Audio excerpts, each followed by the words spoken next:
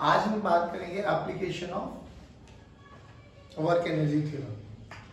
Simple सा मुझे 2 minute के लिए रिकैप कराओ, वर्क एनर्जी थ्योरम क्या कहती है? Change in kinetic energy, work done by all all the the forces फिर हमने एक चीज और बोला था वहां पर कि अगर केवल और केवल कंजर्वेटिव फोर्सेस लग रहे हैं, बाकी सभी वर्क डन, सभी फोर्सेस के कारण वर्क डन 0 है या लग ही नहीं रहे, तो केवल और केवल कंजर्वेटिव वर्क डन है, कंजर्वेटिव फोर्सेस है, तो उनके कारण हम लोग ने स्टैंडर्ड फॉर्मूला यूज किया था कि मैक्सिमम यूज करने वाला कि U initial plus K initial must be equal to U final plus K final. ये कब यूज करते थे हम लोग? ये याद रखना है कि अगर केवल और केवल कंजर्वेटिव फोर्सेस लग रहे हैं तो initial mechanical energy of the system is equal to final. Mechanical energy is basically summation of kinetic energy potential energy. तो मैं लिख देता हूं यहां पर if only and only conservative forces are there, conservative forces are there, then U initial plus K initial must be equal to U final plus K final। चलिए ये हमें आता है, ये हम लोगों का वर्क पावर एनर्जी का कॉन्सेप्ट है। और क्या कह रहा है? स्टेमिना बहुत है।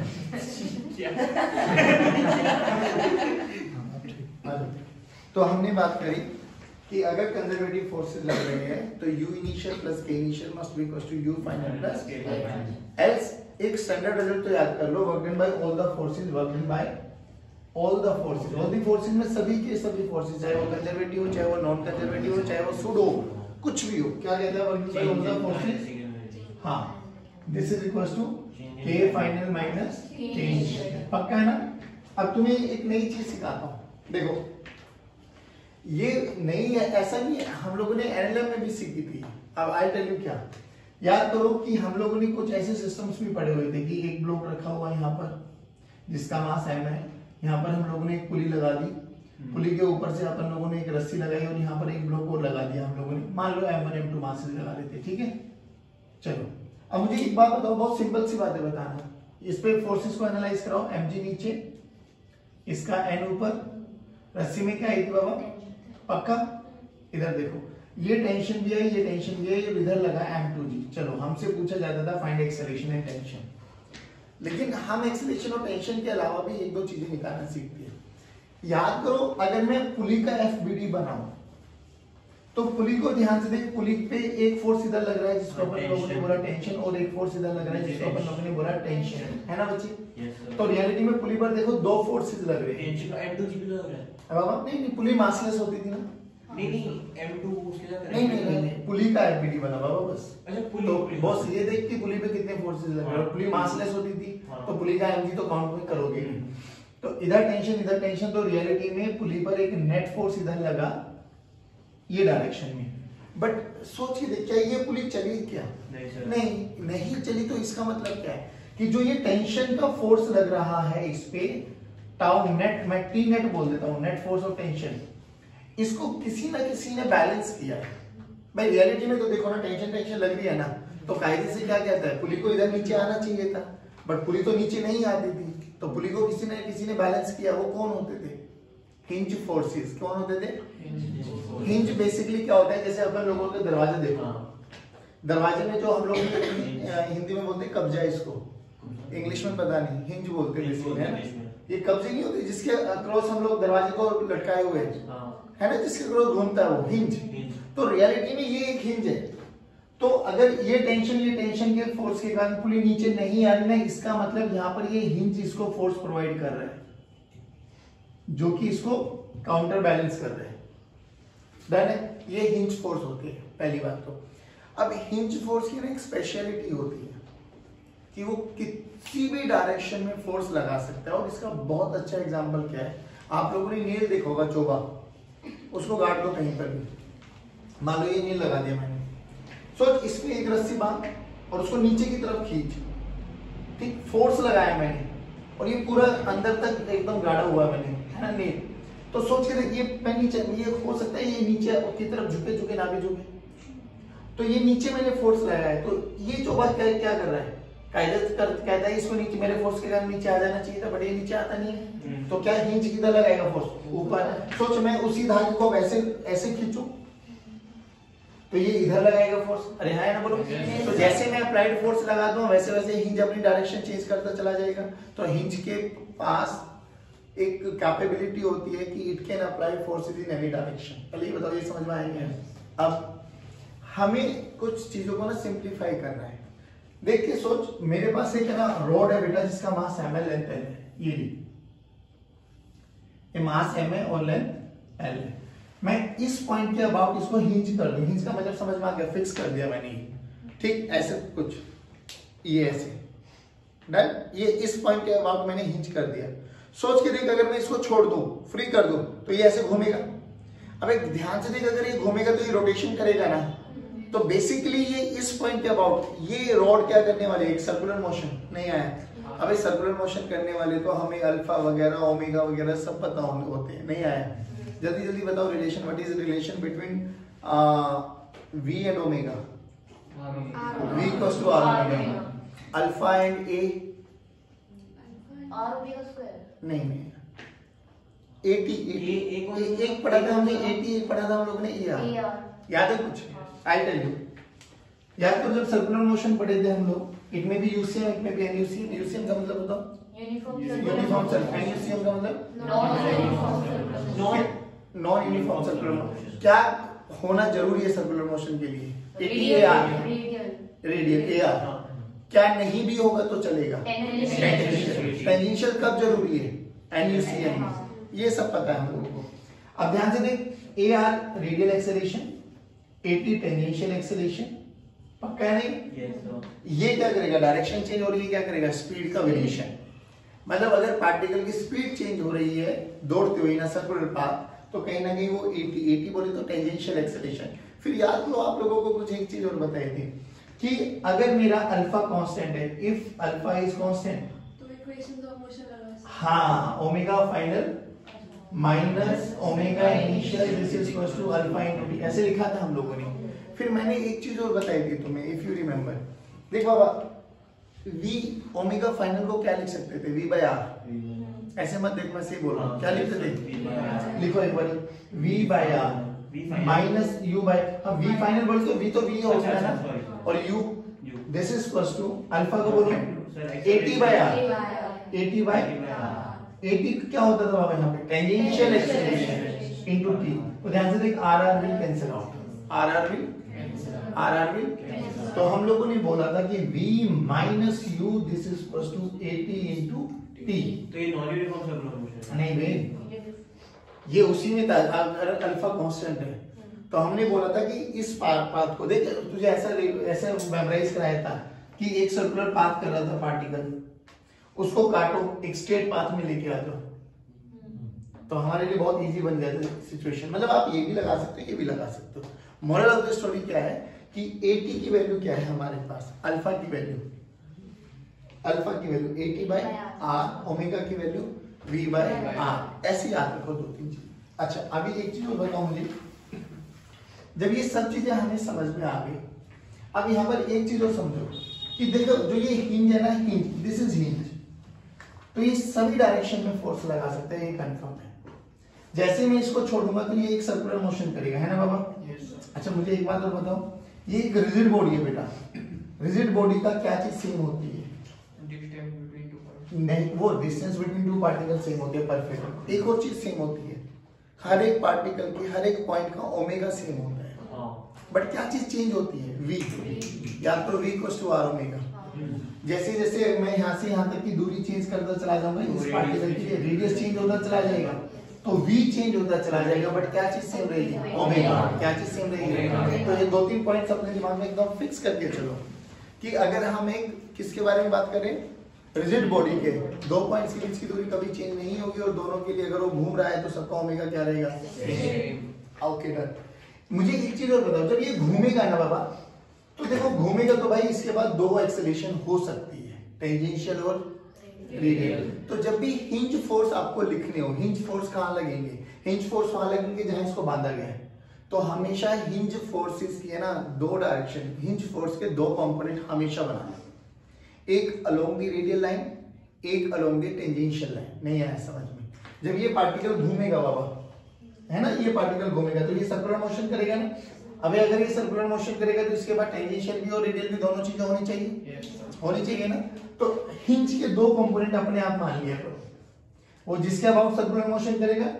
ऐसे कर रहे हैं तो इधर कौन लग गया बच्चे, nx, बोले तो रेडियल कंपोनेंट, हिंज का x कंपोनेंट, और इधर कौन लग गया बाबा, ny।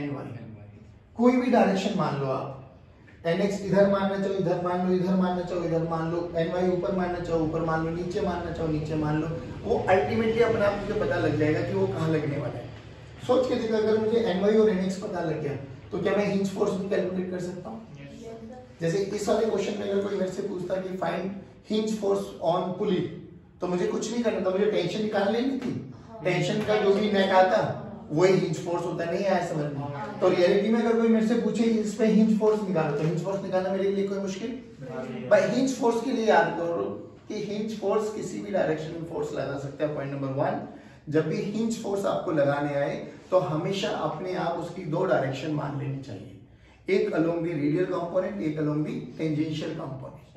टेंजेंशियल किधर मानो, रेडियल किधर मानो, किसी भी डायरेक्शन में मान लो, हमें कुछ जरूरत नहीं है। यानी नेगेटिव एक्स भी मान सकते हैं, पॉजिटिव एक्स भी, नेगेटिव वाई भी पॉजिटिव वाई भी। हाँ जी बोलिए। उस पुली का वहां पे क्या रिलेशन है? पुली का वहां पे क्या रिलेशन मतलब? जैसे आपने वो नहीं, कई बार क्वेश्चन पूछा जाता है ना कि फाइंड हिंज फोर्स, तो हिंज फोर्स कैसे निकालेगा? हिंज फोर्स के लिए मुझे टेंशन पता होनी चाहिए। टेंशन के लिए वो एफबीडी वगैरह बनाओ, एक्सेलरेशन निकालो, टेंशन निकालो, तो उनके दोनों का रिजल्टेंट फोर्स जो भी आएगा वो हिंज उसको बैलेंस कर रहा होगा। अगर हिंज नहीं होता तो रियलिटी में पुली को टेंशन के फोर्स के कारण ऐसे चल जाना चाहिए था, बट पुली तो यहाँ फिक्स है, यहाँ फिक्स है, तो हिंज उस पर कोई ना कोई फोर्स लगा रहा, वही पूछा जाता है। एचसी वर्मा में देखोगे तो एनएलएम में ये 2-3 क्वेश्चन दिखाई देते हैं आपको। तो ये देखो यहाँ पे भी फोर्स लगा रहे हैं। बिल्कुल लगा रहे हैं। कहाँ से मिल रहा है? बिना फोर्स लगाए रुक कैसे सकते हैं? इनको कहाँ से मिल रहा है फोर्स? हाँ, इनको फोर्स कहाँ से मिल रहा है? अरे वो तो आपने मैकेनिकल एनर्जी, मैकेनिकल स्पोर्ट से रोका हुआ है ना, चुभे चाबी लगा के, है ना। आ जाओ, ये आया समझ में? अब देखो, तो हिंज समझ में आ गए। हिंज के दो कंपोनेंट मान लेने चाहिए, एक अलोंग रेडियल, एक अलोंग टेंजेंशियल। नाउ अब याद करो, जब हम लोगों ने रोटेशन स्टार्ट किया था तो रोटेशन में स्टार्ट करते ही हम लोगों ने सबसे पहले याद करा था कि kinetic energy 1/2 I omega square होती है।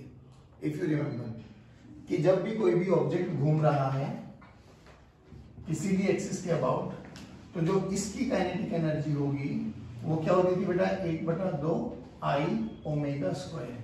हाँ, याद करो ना, काइनेटिक एनर्जी का फॉर्मूला क्या होता था बेटा, 1/2 mv स्क्वायर।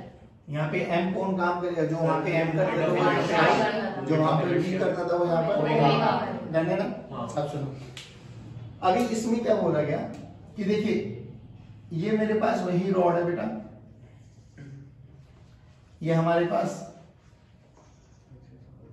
ठीक, हिंज कर दिया है, मैंने इसको छोड़ा, इनिशियली ओमेगा 0 था, इसका मास m है, लेंथ l है, तो ऑब्वियसली जब ये रोटेट, जब छोड़ दूंगा तो घूम घाम के ये इस डायरेक्शन में आ जाएगी, ऐसे करके ऐसे आएगी, पक्का। बोला गया ओमेगा कैलकुलेट करो, find omega when this rod becomes vertical. ऐसे भी छोड़ दिया तो ये नीचे की तरफ आएगी, तो जब ये ऐसे करते ऐसे आएगी वर्टिकल, इस समय इसके पास क्या ओमेगा रहा होगा, that is what we have to calculate. अब करते हुए हमें क्या ध्यान रखना है, देखो ध्यान से, मैं एक क्वेश्चन करा देता हूँ, अगला आप कर लेना आराम से। पहली बात तो रॉड है, मास m है, तो इसमें एक mg तो नीचे लग रहा है, छोड़ेंगे तो ये सर्कुलर मोशन करेगी, रोटेट करेगी, रोटेट करेगी तो हिंज फोर्सेस भी आएंगे। एक nx मान लो और एक ny, एक कंपोनेंट nx मान लिया और एक कंपोनेंट, मतलब तू n1 n2 भी मान सकता है, nx ny भी मान सकता है, व्हाटएवर जो तुझे अच्छा लगे। चलो क्या होगा, अब हमें ये देखो, जैसे ये छोड़ा, बेसिकली हमें ओमेगा कैलकुलेट करना है, तो जैसे ये छोड़ेंगे इनिशियली ये घूम के आएगी, घूमेगी तो इसके पास काइनेटिक एनर्जी आएगी जरूर। तो WET का बहुत अच्छी एप्लीकेशन है कि भाई किसी भी टाइम पर ये घूम के ऐसे आ गई, अबे अगर ये घूम के ऐसे आ गई तो इसका mg तो अभी भी यहीं पे लगा ना, तो बोलो इसमें कितने फोर्सेस लग रहे हैं, 3। कौन कौन, ny, nx and mg। ny nx and mg। तो लगाओ wet wet क्या कहता है work done by all the forces work done by is equal to change in initial kinetic energy कितनी है सर के 0 क्योंकि ओमेगा इनिशियल कितना है Zero। नहीं आया बाबा बाकी लेकिन याद करो पोटेंशियल एनर्जी लिखते हुए आप लोगों को रेफरेंस फ्रेम डिफाइन करना होता था तो हमने क्या बोला कि जब ये यहाँ पर आ गया ना ये मेरा रेफरेंस पॉइंट है बेटा इस पॉइंट के अबाउट में देख रहा हूँ चलो अब क्या करें कुछ भी मत करो आप तो लगाओ wt work done by ny plus work done by nx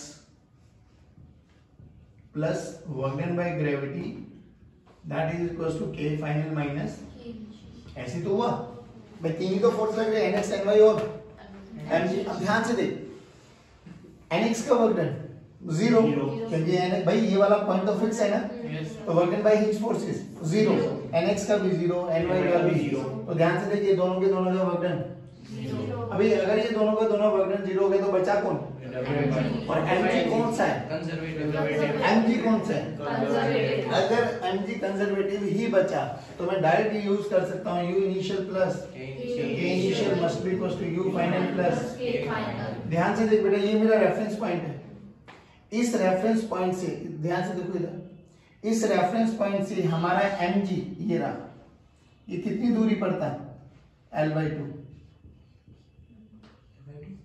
हाँ तो l/2 तो बचा ना ये इसकी लेंथ l है ना तो mg तो जब ये घूम के आ जाएगा तो mg तो अभी भी सेंटर ऑफ मास से लगेगा ना तो ये दूरी कितनी है तो जब इस पॉइंट पर इनिशियल काइनेटिक एनर्जी कितनी है 0 लेकिन इनिशियल पोटेंशियल एनर्जी है कितनी mgl/2 तो mgl/2 ये तो है बट ये कितना है 0 जब ये घूम के आ गया तो यही मेरा रेफरेंस पॉइंट है तो पोटेंशियल एनर्जी क्या होगी लेकिन काइनेटिक एनर्जी रही होगी हाँ जी 1/2 I ओमेगा स्क्वायर 1/2 तो ये 0 प्लस 1/2 I ओमेगा स्क्वायर नहीं आया बच्चों पक्की बात ध्यान से देख नहीं आया अब जब ये रॉड नीचे घूम रही है तो इस पॉइंट के अबाउट मोमेंट ऑफ इनर्शिया आता है कि हमें निकालना है यस सर जल्दी बोलो ml ml by 3 वो सेंटर से था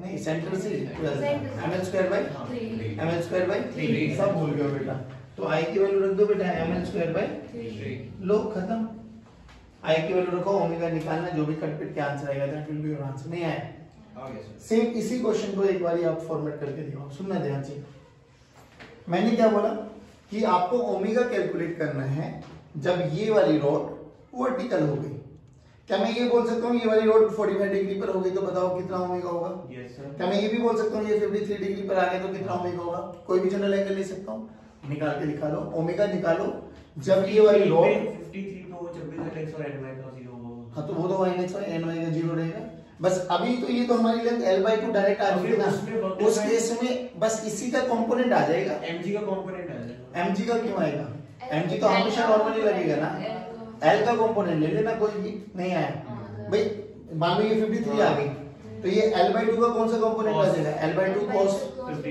53 sin 53 जैसा तुम एंगल डिसाइड करोगे कि वो हॉरिजॉन्टल के रिस्पेक्ट में गिवन है या वर्टिकल के रिस्पेक्ट में गिवन नहीं आया समझ में चलो कैलकुलेट करो चलो एक आंसर जल्दी करो यही वाली रॉड है जिसका मास ml लेंथ l है रॉड है मास ml लेंथ l है ठीक है फाइंड आउट जब ये वाली रॉड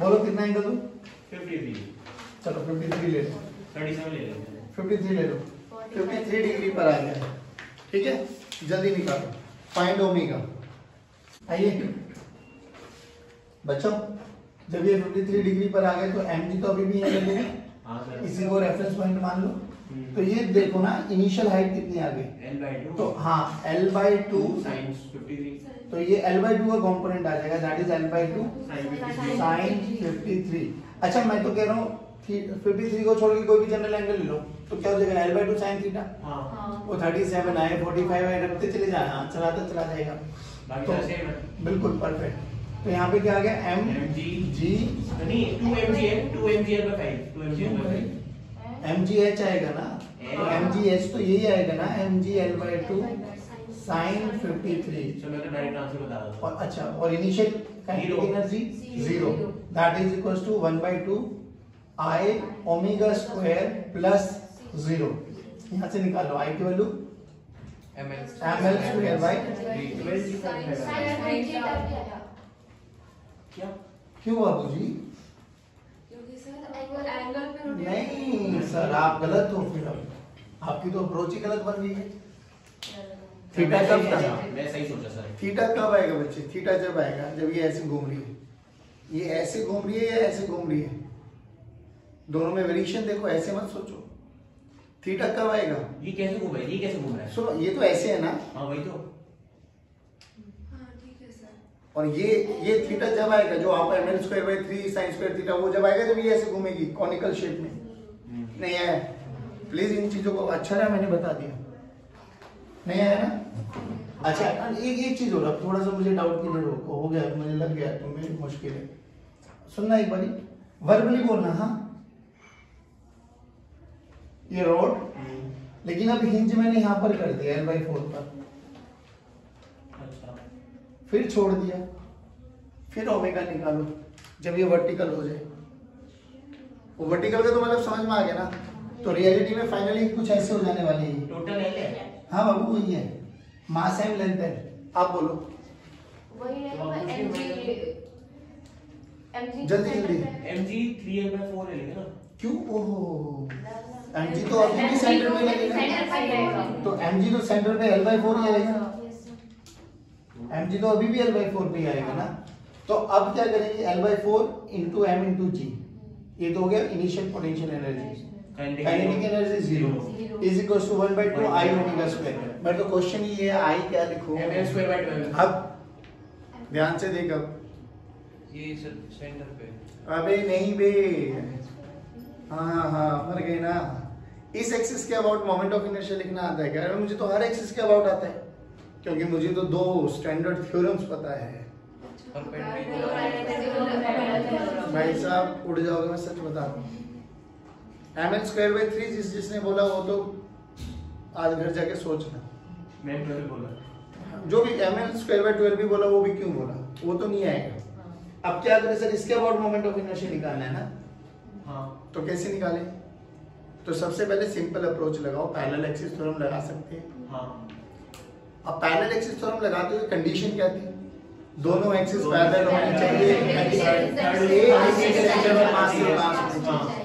तो क्या मुझे इसके सेंटर ऑफ मास के अबाउट मोमेंट ऑफ इनर्शिया आता लिखना? ml square by 12। क्या इन दोनों के बीच की दूरी आती है? यस। d, ये d बन गया L/4। तो मोमेंट ऑफ इनर्शिया का फॉर्मूला क्या बन जाएगा?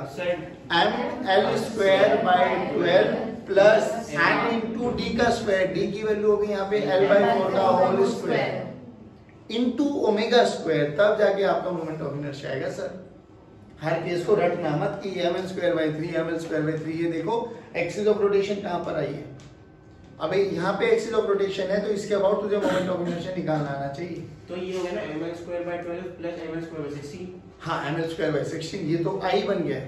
हाँ इनटू ओमेगा स्क्वायर। तो ये अच्छा क्वेश्चन पूछ लिया मैंने भाई, ऐसे मत करना प्लीज। हाँ, तो यहाँ पे इक्वेशन लिख देता हूँ, ठीक है? तो बोलो क्या होगी, इसी को रेफरेंस पॉइंट मान लेते, तो ये दूरी तो अभी भी L/4 ही रहेगी। तो initial potential energy mg L/4 plus 0 1/2 I omega square. और जब आई लिखने की बारी आएगी तो आई को क्या लिखेंगे बाबा? ml square bye 16। हाँ, पैरेलल एक्सिस थ्योरम का यूज करेंगे हम। ml square by 12 plus ml/4 का नहीं आएगा बाबा, प्लीज इन चीजों का ध्यान रखना। अब बता, मैं कहीं पर भी मार दूं तो नहीं कर सकता क्या? कहीं पर भी एक्सिस ऑफ रोटेशन कर दो, तू करता रहे, खेलता रहे, मजा आ जाएगा तुझे।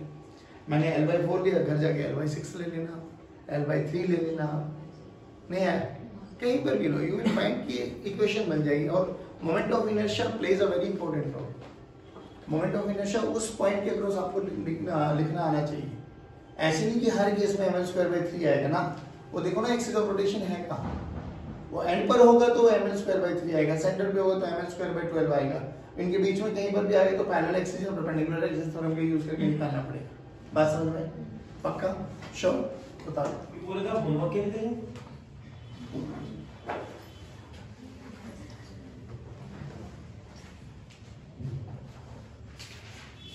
जब ये 37 डिग्री पर आ जाए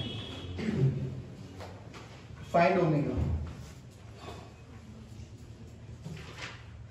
करके जाना है ना? हाँ अभी करके जाना है।